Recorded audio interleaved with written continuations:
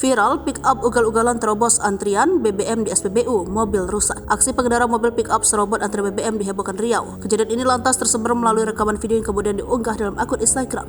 Dalam video tersebut sebelumnya tampak antrian BBM di pom bensin cukup tertib sebelum mobil pick-up itu tiba. Tak lama, mobil itu datang dan memaksa menyerobot mobil di sebelahnya.